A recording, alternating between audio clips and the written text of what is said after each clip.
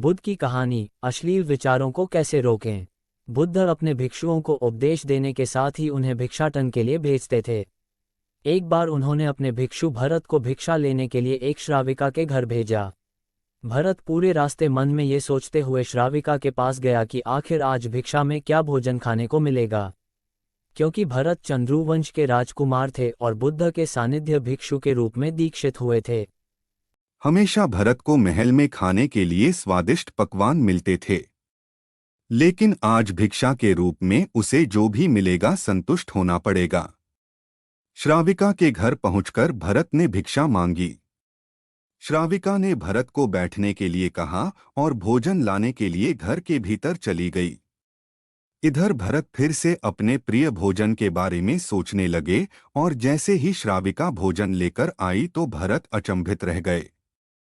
भरत ने देखा कि श्राविका ने उनके लिए उनके पसंदीदा पकवान परोसे हैं और अपने प्रिय भोजन को देखकर वह खुश हो गए। भोजन ग्रहण करते हुए भी भरत सोच रहे थे कि महल में तो उन्हें भोजन के बाद विश्राम करने की आदत है, लेकिन आज उन्हें भोजन के बाद वापस तेज धूप में चलकर आश्रम जाना होगा। लेकिन भोजन के बाद श्राविका ने भरत को कुछ समय के लिए विश्राम करने का आग्रह किया। भरत फिर से खुश हुए कि आखिर आज उनके मन की सारी इच्छाएं कैसी पूरी हो रही है। इसके बाद भरत कुछ देर विश्राम करने लगे, लेकिन विश्राम करते हुए भी लेटे-लेटे वह सोचने लगे कि आज तो मुझे भोजन के बाद विश्राम करने को मिल गया, लेकिन ऐसा रोज-रोज नहीं होगा। जब भरत विश्राम के बाद उठे तो श्राविका ने कहा कि आप जब तक चाहे यहाँ ठहर सकते हैं। भरत अब समझ गए कि ये कोई संयोग नहीं हो सकता। उन्होंने श्राविका से कहा कि मुझे क्षमा कीजिए, क्या आप मेरा मन पढ़ सकती हैं?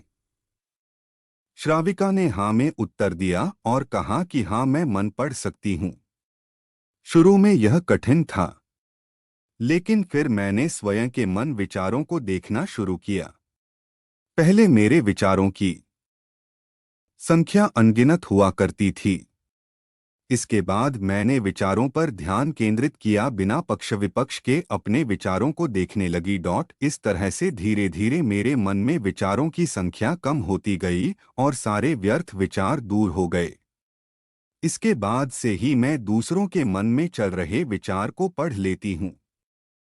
हालांकि श्राविका की बात सुनकर भरत घबरा गए। इसके बाद भरत ने श्राविका से आज्ञा ली और आश्रम के लिए निकल पड़े। रास्ते में भी भरत फिर से मन में आए विचारों का स्मरण करने लगे कि श्राविका के बारे में उसके मन में अश्लील विचार भी आए थे। श्राविका ने उसे भी जान लिया होगा, वह मेरे बारे में क्या सोचती होगी। भरत खुद को लज्जित महसूस कर रहे थे। भरत ने आश्रम पहुंचकर गौतम बुद्ध से कहा कि अब मैं कभी भिक्षाटन के लिए नहीं जाऊंगा। बुद्ध ने भरत को पास बुलाया और कहा कि क्या हुआ है, तुम मुझे सारी व्यथा बताओ। भरत ने सारी बातें बुद्ध को बताई। इसके बाद बुद्ध ने कहा कि अगले 1 हफ्ते तक तुम भिक्षाटन के लिए उसी श्राविका के घर पर जाओगे, लेकिन तुम्हें इस बात का ध्यान रखना होगा कि कल भिक्षाटन के लिए जाते हुए तुम अपने चित्त को पूरे होश में रखना। तुम्हारे भीतर क्या विचार उठे उन पर ध्यान केंद्रित करना और यह भी ध्यान रखना कि तुम्हारे मन में कौन सी वासना उठ रही है। तुम कल इन सभी चीजों को ध्यान में रखकर जाना और इसके बाद मुझे वापस आकर बताना। अगले दिन भरत भिक्षाटन के लिए गए। बुद्ध के बताए अनुसार वह पूरे रास्ते अपने होश को जागृत रखते हुए चल रहे थे। जब श्राविका का घर आया तो भरत ने भिक्षा मांगी। उसके भीतर कोई वासना नहीं थी और ना ही कोई विचार उत्पन्न हो रहे थे, क्योंकि उसने अपने मन को पूरी तरह जागृत रखा था। भरत ने भिक्षा ली और आश्रम चला गया। भरत ने बुद्ध को प्रणाम किया और कहा कि आज उसे जिस आनंद की अनुभूति हुई वह पहले कभी नहीं हुई।